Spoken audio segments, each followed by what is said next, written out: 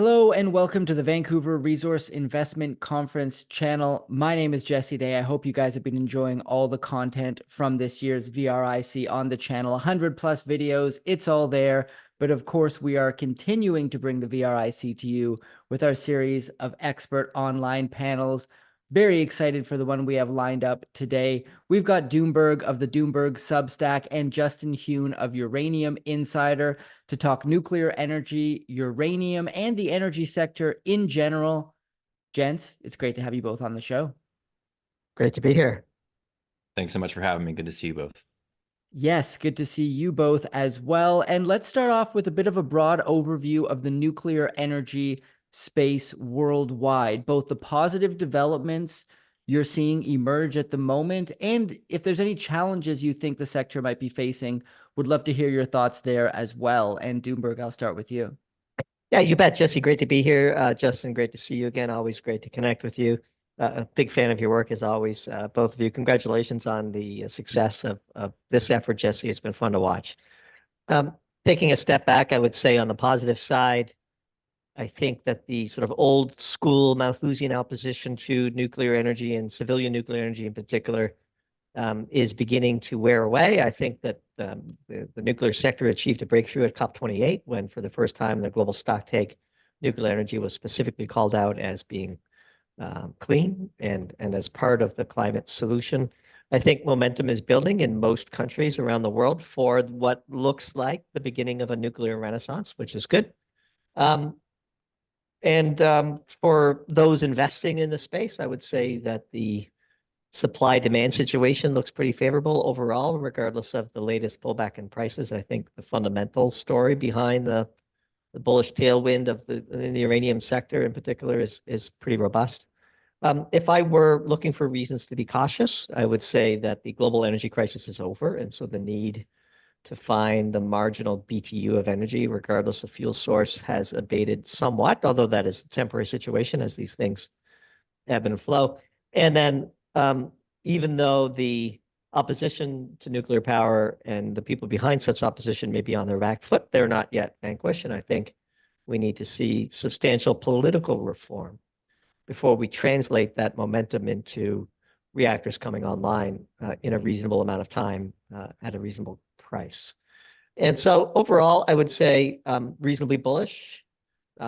Recent price action notwithstanding, which I actually think is pretty normal and healthy. And the last time I spoke to Justin, I believe I was cautious about the exponential nature of the recent price action in uranium in particular, and how such Icarus prints tend to be catalysts for a reasonable pullback. And we've seen that, which I think is healthy.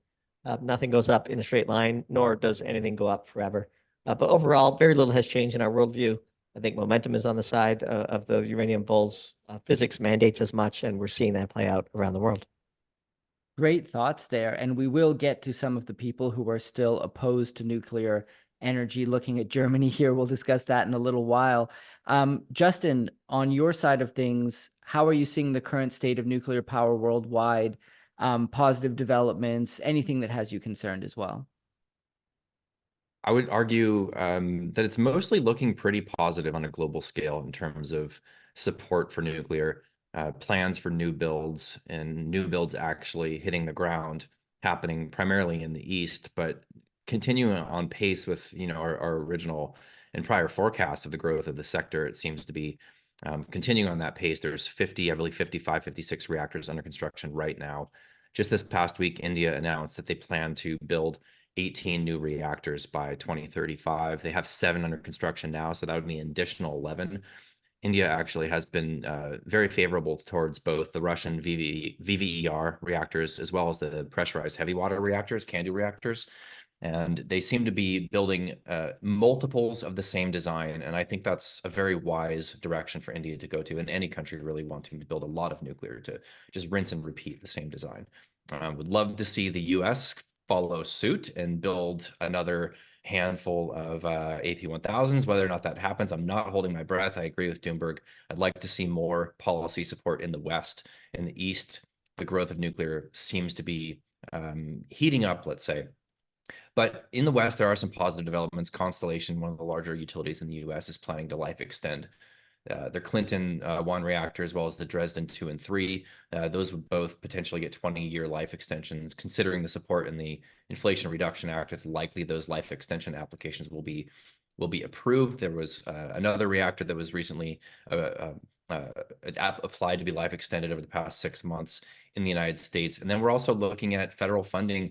The Biden admin is purportedly going to be putting forward potentially up to $1.5 billion in funding to support the restart of the Palisades reactor in Michigan that was shut down a couple of years back. That will be the first ever restart of a nuclear reactor in the United States. So while the West is slower to let's say, get with the program in terms of new builds, it's great to see some policy support of existing reactor fleets.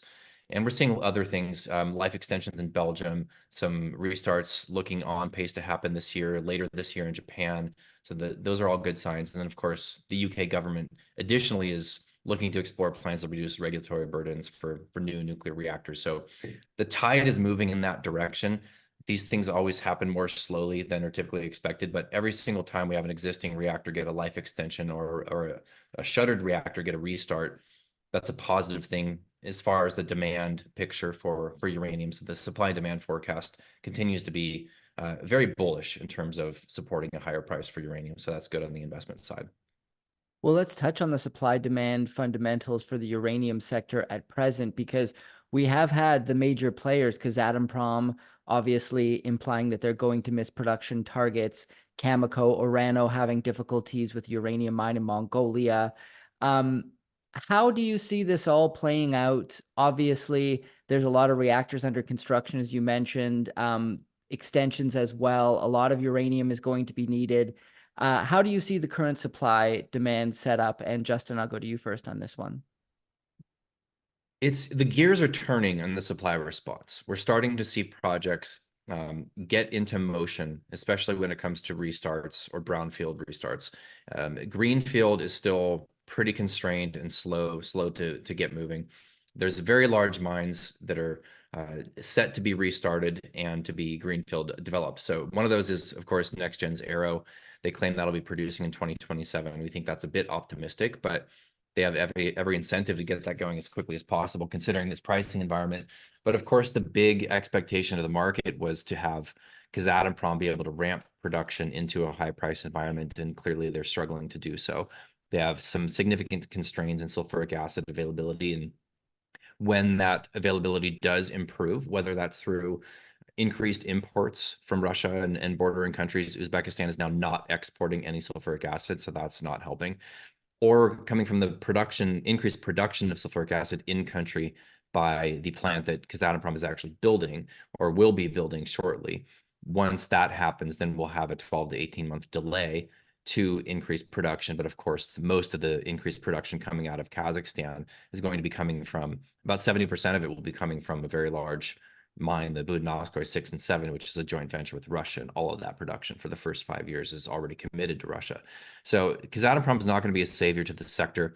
Like I said, the gears are turning. Supply is starting to respond. It just takes a very long time. So as far as we're concerned, in our estimation, we have a minimum of 3-year period where we're not going to see supply respond sufficiently. And then, of course, on the backdrop of that is the demand picture, which continues to improve for all the reasons I just mentioned. So eventually, we'll see high prices cure high prices. We will see supply respond sufficiently. But I think we have now entered and are likely to stay in a sustained high price environment, regardless of the amount of supply, because it's just not going to be able to respond fast enough. So we expect to see this $100 to $200 pricing range for the years to come, and how much higher beyond that it goes is really anyone's estimation. It's not going to be driven by incentive pricing. We're arguably very close to that in terms of the marginal projects in the world, but it'll be driven by multiple buyers trying to buy a limited amount of supply. Whatever that price environment looks like, we're anxious to see it. And Doomberg, your thoughts on the supply demand fundamentals currently in the uranium sector, and also maybe if you could throw in your thoughts about potential sanctions on Russian uranium supply. Now, these sanctions always come with all sorts of caveats, not until 2027 or later, and only if you can't source domestic supply, then you can turn to Russia. So there's all of these loopholes. Do you think sanctioning of Russian uranium supply could actually have a major impact? Is it just political grandstanding? And your thoughts on the supply demand fundamentals in general? Yeah, I would concur with what Justin just articulated, and he certainly knows the market at a granular level much better than we do. But I get the sense that directionally, he is very much correct. You mix in the sort of the lack of investment dollars in the space and any marginal allocation of investment dollars by allocators to uranium via the various investment vehicles that are out there, and there's significant room for growth. And as we always say, unlike, say, with natural gas and the production of electricity, the price of uranium, while important, is not determinative to the overall cost of a nuclear power plant at these levels. I think uranium could go to $200 or $300 a pound, and nobody would really care. I suppose there'd be some procurement managers somewhere who were caught short and have some explaining to do, but by and large, it's not the kind of thing that's going to make the front page of the New York Times because it directly translates to higher prices for the consumer. I think we're nowhere near the all-time highs, especially if you adjust for inflation. And I do think the supply response is necessarily slow, given the complexities of the supply chain issues. To your question about Russian sanctions, you probably know by reading Doomberg that we are fierce critics of the architects of the sanctions policy of the West. Thankfully, we've not gone down the road of sanctioning Russian uranium supply. I suspect that that will be nothing more than noise in the market. I could be wrong. I don't believe that we're in a position of strength vis-a-vis uranium, and the people who have knowledge about this, because it is not so directly political like oil and gas. I think that the architects of sanctions around Russian uranium supply are perhaps a bit more knowledgeable and I would say sane. And so there's lots of talk, there's lots of threats. I think it adds a bit of a risk premium to the market pricing, but I would be surprised if we went ahead with Russian sanctions. I would be surprised if Russia disrupted the flow of uranium, broadly speaking. All of this, of course, with a major caveat, which is escalation of the war in Ukraine. And we're seeing some signs of that potentially with Macron's statements over the weekend, which I think were highly irresponsible. So, you know, in the absence of significant escalation, I think you know, the market is largely discounting the prospect of sanctions today. I think they're more interested in the supply demand and at what price would new supply need to be motivated to come online, and sometimes the market likes to find that pricing point of sort of maximum pain, let's say, for those that need to get long uranium. And so I think again, and at these prices, I think the risk to the upside is higher than risk to the downside. But again, you know, these markets can be complex. What's up, guys? Quick break. My name is Jay Martin. I'm the CEO of Cambridge House and the host of the Vancouver Resource Investment Conference. I wanted to quickly point your attention to a link right beneath this video where you can subscribe to our new weekly newsletter. If you want to better understand the minds of the best investors in the resource space, subscribe to this newsletter. I author it personally every Sunday, and I love writing it. Hit that link below to subscribe. All right, back to the interview.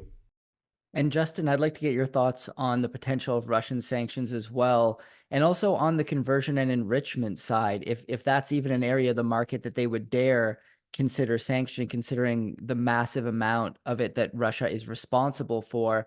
How does this all play out in your view? As far as I understand, the sanctions would actually impact the physical delivery of any material, uranium related, from Russia. And the primary product imported from Russia is enriched uranium. So whether or not they would actually sanction the ability to purchase the service of conversion or enrichment, I'm not sure, but it's the actual physical movement of that material across the border in the United States. The United States utilities pulled forward a lot of prior contracts for enrichment from Russia last year and imported far more from Russia than they have any year in the past decade last year, in expectation that something like this could happen. The market doesn't seem to be pricing in, the physical uranium market doesn't seem to be pricing in a likelihood of an interruption to the Russian uranium, sanctions or otherwise. So, but what is interesting is that the nuclear fuel analysts like UXC and TradeTech, whose primary clientele is nuclear utilities, they continue to mention almost on a weekly basis that there's a greater than 0% chance of this happening. So whether or not this passes, I don't know. If it does pass, will Russia, quote unquote, retaliate by actually cutting off exports? Basically, you can't fire me, I quit. Are they going to do that? I don't know. I know for certain that the Russian entities that are doing the enriching, that are actually selling and shipping the material to the United States, they're not going to renege on a contract. It would have to come from on high. Basically, it'd have to be a directive from on high. And to Doomberg's point, if we see a continued escalation of war, which is essentially, is a proxy war between Russia and the West, largely the United States, with all the funding that's being sent there, that could happen in a wartime environment. But these are things that are all very, very difficult to predict, and we don't place a whole lot of emphasis on these matters. If it happens, if Russian material is actually impacted, whether through sanctions or actually cutting off of exports by Russia, we'll have an enormous response in the market. Are we betting on that? No. So we focus on the supply and demand. We're going to see a 30 to 40 million pound deficit this year and next year, and almost that much the year after that. So we continue to see a very large supply deficit with a lot of contracting by utilities ahead of us. So the Russian story is certainly impactful potentially, but it's not a focus of ours. We don't make any sort of bets on it. Very interesting. I do want to shift to the new green economy and its implications for the nuclear sector. Obviously, we have a group of political elites who have an obsession with stopping carbon emissions. Whether they're actually harmful or not is another debate. Also very difficult to measure this. Doomberg, you pointed that out in a recent article of yours. Now, they have aligned themselves with nuclear energy, as we've mentioned at the beginning of this interview. This makes me a little nervous when people I consider incompetent and morally bankrupt are getting behind nuclear energy in this big of a way.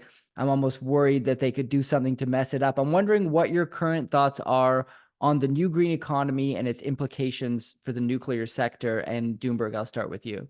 Yeah, great question. And I would say that we don't actually need, quote unquote, them to get behind nuclear. We just need them to stay out of the way. And to the extent that opposition is degrading and the bankrupt argument that we must reorient our entire economy around carbon emissions and yet still be opposed to nuclear power, like that is just intellectually untenable ground to hold. And I think that they are losing that fight for the first time in decades. We have long argued that the nuclear industry has been steamrolled by the anti-nuclear Malthusians in the public relations campaign. Ultimately, nuclear energy makes an enormous amount of sense, even if you don't care about carbon. It's high capacity factor, ultra high density, ultra safe, ultra low footprint, the most amazing source of life nourishing primary energy available to humanity today. Carbon intensity of nuclear power is just a sweetener if you care about it. I frankly don't think we need to care about it in order to be pro-nuclear. And we don't even need, as I said, the environmentalists to get behind nuclear. We just need to get them out of the way. And I think we're a long ways towards achieving that. In the past couple of years, I think it's often good to take a step back and see just how far we've come post-Fukushima. The nuclear renaissance is real. A lot of people put a lot of hard work into that, and they should be commended. And I think carbon or not, idiots behind you or not, I think ultimately physics dictates that this is the way we should go, especially in advanced societies that know how to build, operate, and safely maintain such facilities. And that you're seeing that in the global south, China, India, and so on, with this push towards nuclear power as part of their full menu of primary energy solutions as they work hard to uplift their citizens from what we would consider to be energy poverty to at least some form of energy reasonableness. And so as long as they get out of the way, and this is why we watch what happens at the NRC so closely. We noted with interest when Biden has been moving to replace the head of the NRC. I think that's the kind of political thing you need to see, because the NRC is actually opposed to the Biden administration's policies in this regard. I think the Whitners of the world and the Newsoms of the world and the Bidens of the world have done the pivot, and the bureaucratic administrative state needs to catch up to its political leaders in this regard. And we're starting to see that. And we suspect that momentum will continue to build. And Justin, your thoughts on the new green economy, its implications for nuclear and uranium? I mean, could it be that some of these incompetent green energy policies where they're pushing wind energy and solar far more than it should be could actually be a tailwind for the nuclear industry as the premier source of low carbon energy? That seems to be kind of what's happening in real time right now. And I know that Doomberg has covered this ad nauseum in both interviews and his publications. But the wheels are kind of falling off the wagon in certain areas with wind power. We've seen major problems, major cost overruns, bankruptcies related to wind power. And at the same time, interestingly, we've seen more and more embracing of nuclear. Whether those two things are related, I can't really say.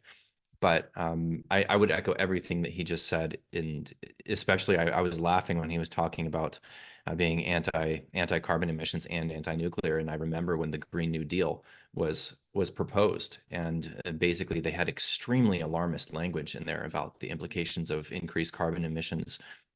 Like the world will end in a decade kind of language.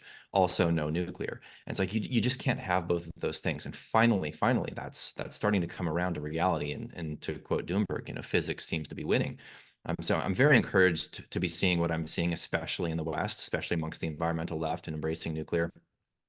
One example of this, I would say, is Oliver Stone's film Nuclear Now, which when I watched it in the theater, and it had a strong focus on nuclear's role to fight climate change, I was biting my tongue a bit because I'm an advocate for nuclear for all of the reasons that Doomberg mentioned that have nothing to do with carbon emissions.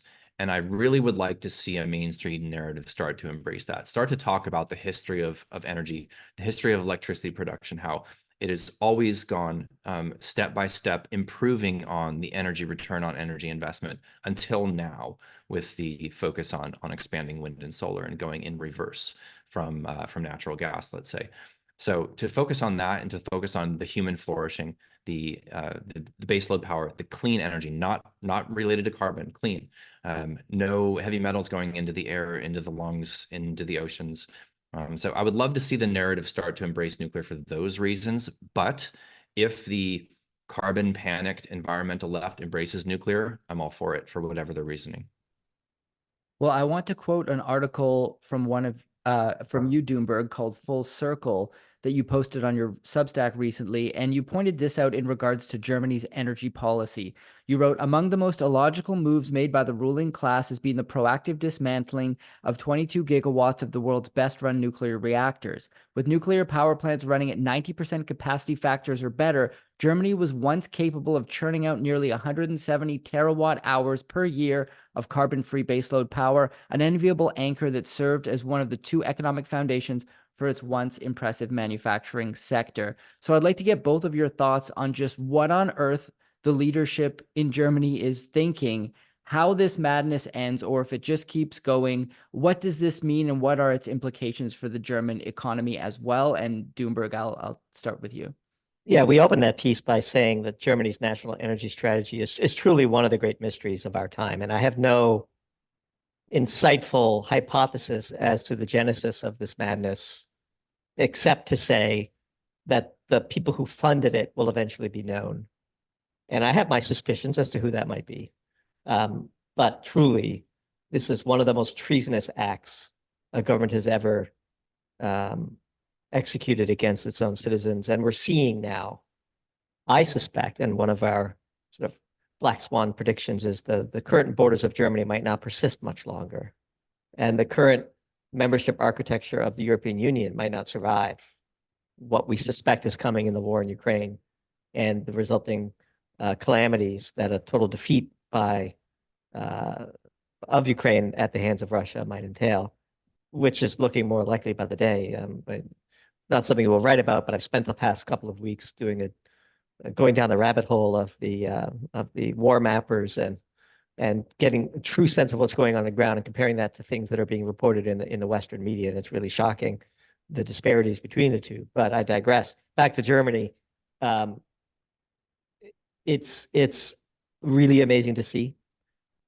I don't understand it. The corruption that that one has to imagine is responsible for this decision is unthinkable. You'd like to hope that your political leaders would never behave in such ways. And we're seeing now the inevitable crack up that comes from getting energy wrong. We're seeing deindustrialization of Germany on a massive scale. We're seeing a significant rightward tilt, which is something we have been warning about since the beginning of Doomberg. And we're seeing the predictably disastrous response to that rightward tilt by the existing elite establishment, which is efforts to suppress and to outlaw political parties that are garnering support, as though the discontent amongst the population was immaculately conceived and had nothing to do with their policies. And the typical Streisand effect of trying to ban the AfD and so on, I think will rebound. And they're talking about banning a party that is polling at 45%, 40 to 45% in the old East German states. Well, the old East German states used to be a country. And who's to say that they want to stick around being ruled by the West in such a way that is clearly against their own interests? And so I do think we are at a very precarious point. It's reminiscent, frankly, of the last days of the USSR. I think, Brussels spewing nonsense as the populace revolts against these insane policies, be it heat pumps or mandated electric vehicles or the deconstruction of perfectly operable nuclear power plants, literally the best nuclear power plants in the world. What a treasure that they just destroyed. And then forcing the destruction of the landscape with these wind turbines and solar panels, and then demanding that people just put up with lower standards of living. That's a losing political strategy universally all over the world. I don't know what it is about the current slate of leaders in the West that imagine that they're so brilliant and special that this would somehow be the exception. So we're writing a piece next about the sort of the creeping totalitarianism of the ESG movement as it loses its grip on power. There's this whole phrase called now new denialism, where you're no longer denying that climate change is real, you're just denying that the proposed solutions would work. Something we predicted 18 months ago, verbatim, was published in Bloomberg over the weekend. It's a shocking story to read. These people are deeply out of touch. And I suspect their time in leadership is quite numbered. Very interesting. I believe the people behind this are some of the most evil human beings around. That's a conversation for another day. But Justin, I'd like to get your thoughts on the energy policy in Germany. Are there any other areas currently where you see opposition to nuclear energy as well? I know Austria has previously been against it as well. There was a couple other countries in Europe, if memory serves me correct. What is the current state of opposition to nuclear power outside of Germany, and also your thoughts on Germany's anti-nuclear energy policies? I would say one of the most ironic examples of anti-nuclear sentiment is in Australia, having the world's largest resources of uranium and one of the most significant producers of uranium still currently on an annual basis in terms of production numbers. There's a growing movement there, but it doesn't seem to be really gaining a lot of traction. So not holding my breath that they'll implement new nuclear in Australia, despite the fact that it makes absolute sense in that particular country. There's a few others, like you mentioned, Austria, and of course, Germany. I don't really have any high-level thoughts on Germany other than I think this is really one example of having a certain percentage of the populace and a political party or two being completely wrapped with ideology. And whether or not that ideology is being funded by special interests is hard for me to say. But when you have an absolute commitment to ideology for ideology's sake, then you make bad decisions. And that's not unique to Germany or unique to energy. I mean, that can be applied to any aspect of anyone's individual life or any political positioning of any particular country. To be able to think critically and to look at a situation objectively and to make an intelligent decision is something that's crucial for individuals or countries. And Germany obviously did not do that. The silver lining for that, in my opinion, is that it's an example for all the world to see. This incredibly rich country just shooting itself in the foot in terms of energy policy by following an ideological position. It's utterly stupid. It's very sad, but it is something that we can all watch from the outside if you're not in Germany physically and see what not to do. What happens when a country with not a lot of solar exposure invests $500 billion into solar and wind and shuts down their nuclear plants. Well, this is what happens. Don't do it. So don't follow that if you're any other country, right? That's the shining example. So that's a positive thing in my opinion. That's maybe the only positive thing. And then of course to see the actual polling in the country, see the winds change in terms of sentiment around nuclear amongst the populace, and in time that will, and it's already starting to happen in real time in Germany, but we'll see the political winds shift based on the sentiment of the population, and it'll swing back the other direction. So but generally speaking, broadly, nuclear is at least neutral to positive in most cases around the world, with few exceptions. Well, let's shift to uranium equities at the moment and the performance of the sector as a whole. I'll turn to you first on this one, Justin. They've taken quite a dive after putting in some impressive gains over the course of 2023, especially leading into the beginning of this year. As Doomberg mentioned, this is a healthy kind of standard volatility in the sector. Some investors have a hard time dealing with it. So I'm wondering, in your view, can one build a skill to stomach volatility? Is this actually a skill that's learnable? And do you look at these types of pullbacks as buying opportunities? Do you think this is just a small blip on the radar? You'd be looking for a much bigger pullback potentially in the future to add to positions. What are your thoughts there? I don't know if it's a skill that you can acquire or build to stomach volatility. I think just experiencing it over and over helps. And of course, for us, understanding what's going on in the physical uranium market is a huge, huge plus. So when we see pullbacks in the sector, we can understand why it's happening and inform ourselves on what to do, if anything, about it. So this particular pullback was after a torrid run. The spot price went from the low 50s to $107 in less than 5 months. So right now we have both the investing community and the equities, as well as the nuclear utilities and fuel buyers going, okay, that escalated quickly. Let's wait for a second. Let's kind of feel this out and then go from there. And that's exactly what's happening now. I think we're at the tail end of that waiting period in terms of the nuclear utilities. Why we're starting to see the term market heat up. We're seeing a lot of conversations on and off market between nuclear fuel buyers and producers. We're seeing some very large RFPs. There's an RFP in the market right now, 21 million pounds for delivery 2026 to 2039. It's a very large, very long-term contract to put out as an RFP. So we're going to see more and more of this. There's plenty of uncovered needs that need to be covered by nuclear utilities, even going out to the end of this decade still. So the term market pressure should be there. That's going to affect the price of uranium, both in the spot and the term markets. The recent pullback in the spot price is why the equities pulled back. They had a run. And usually when you have overbought conditions in equities, most of the time, it doesn't even really matter what the fundamental conditions are. You're going to see traders take profits. That's what we're seeing.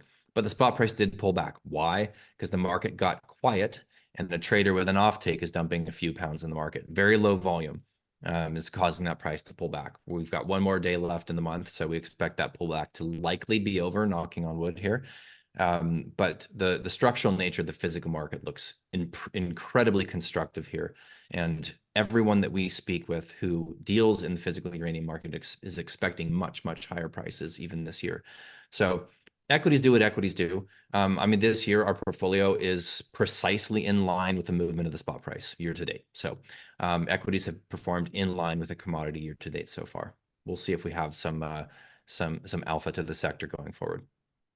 And Doomberg, any thoughts you'd like to add about the price action in uranium equities at the moment, and perhaps how one can build one's ability to stomach this sort of volatility if such a thing is possible?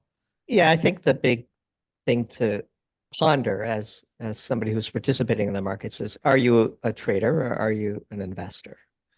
And if you're a trader, as Justin said, traders take profits. They're in, they're out. They're sort of watching the story play out and perhaps participating. But if you're an investor, I still think it's okay to look at market action and occasionally take a bit of risk off, maybe hedge a little bit, book a profit or two. That's okay. That's healthy as well. As a general rule, I can only speak for myself. Whenever I'm fully convinced I'm right is when I try to pinch myself and say, okay, it's time for me to hedge my position a little bit, because usually when I'm this certain, things go against me.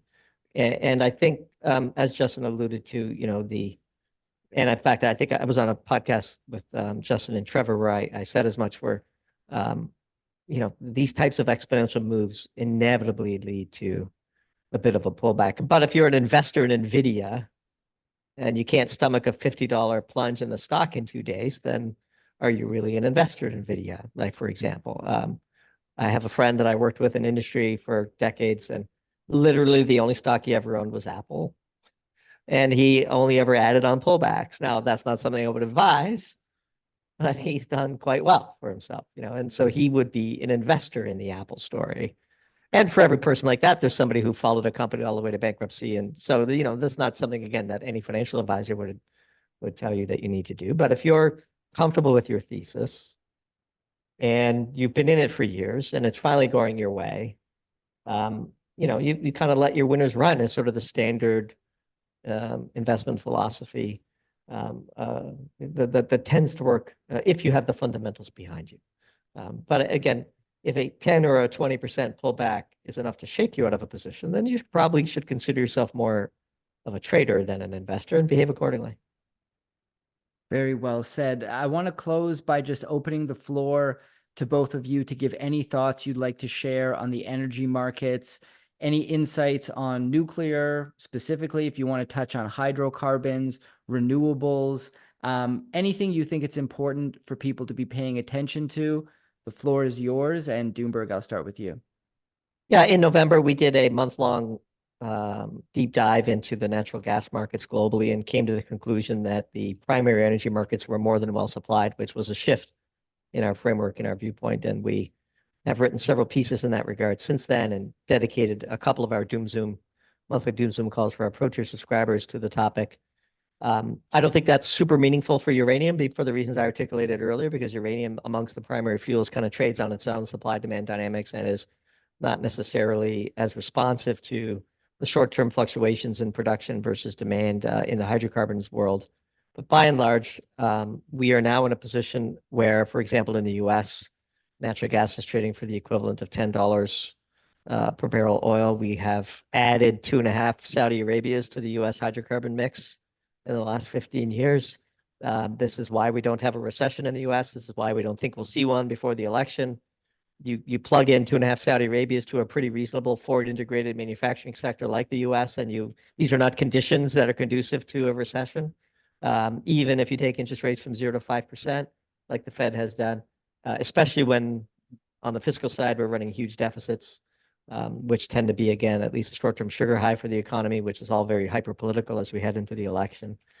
So broadly speaking, I think the energy markets are facing relatively substantial headwinds, notwithstanding any potential geopolitical accidents that may or may not occur in the Middle East in particular, in the war between Israel and the Palestinians that may ultimately escalate to one between the US and Iran. That all bets are off. Obviously, all bets are off if war breaks out between the US and China. But by and large, all things being equal, we are in a period of excess primary energy, which usually means energy trades like any other input, and also economies tend to be able to grow faster than expectations, especially here in the US, which is just swimming in cheap hydrocarbons, historically so. Great thoughts. And just anything you'd like to leave us with on the nuclear sector, uranium, or any other area of energy you think it's important to touch on? I think something that I've been thinking about a lot lately is just the growth of demand for electricity and how this is not necessarily being priced into considering the movement of the energy sectors going forward into the future. And I mean, one example is the growth of these data centers, in particular AI data centers, where an AI data center, all things being equal, might consume 7 times or more the amount of electricity for, let's say, an AI-powered search. This is a huge potential catalyst for energy demand, and this is on top of the quote-unquote electrification of everything, whether that's electric vehicle mandates, electric stoves, electric heating that are being pushed by green parties in various countries. I think that we're not really seeing any sort of focus on energy efficiency. It's incredible to see that, because you go back 20 years when the talk about peak oil, or the talk about it was global warming back then, not climate change.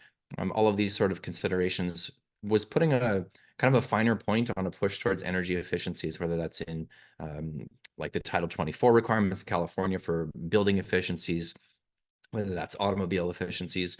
It doesn't seem to be a major talking point these days any longer. And I find that really, really interesting. It's all about electrifying absolutely everything. And now, because of carbon, right, of course.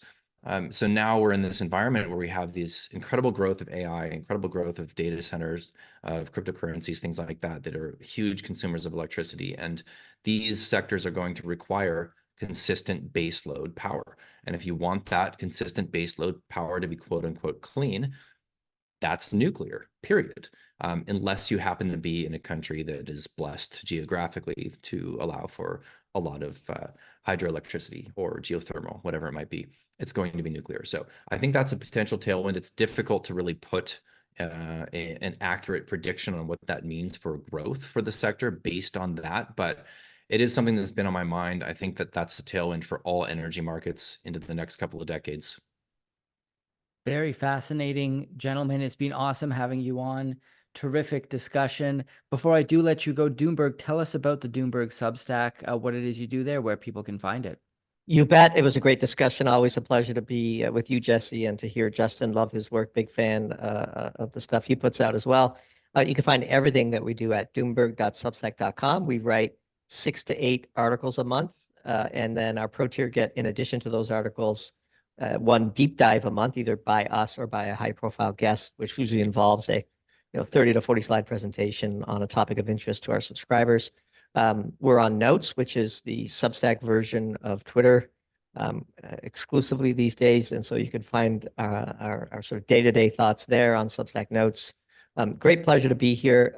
Really enjoyed it and looking forward to our next appearance. Great. We'll put a link to the Substack in the description below for people who want to check it out. Justin, tell us about Uranium Insider, what it is you do there, and where people can find it. Thanks, Jesse, and I appreciate you having me on. It was a great discussion as always, and I'm a huge fan of not only your channel but Doomberg's work as well.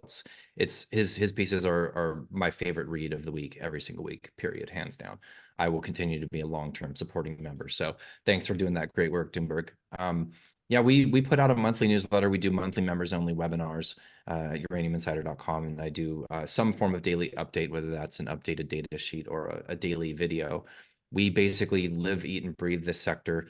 We spend most of our energy on understanding what's going on in the physical market more than anything. We want to know who's buying and selling and in what volumes and why. That's pretty much what we focus on. We distill all of the spinning elements and facts and news stories that come into the nuclear sector and the uranium sector on a daily and weekly basis into what you need to understand as an investor to make wise decisions for your own portfolio. So we're coming up on our 5-year anniversary in August. It's been a great run. I think we have a long ways to go. Great. Well, I'll put a link as well in the description to uraniuminsider.com. Gentlemen, it's been an honor and definitely look forward to doing this again.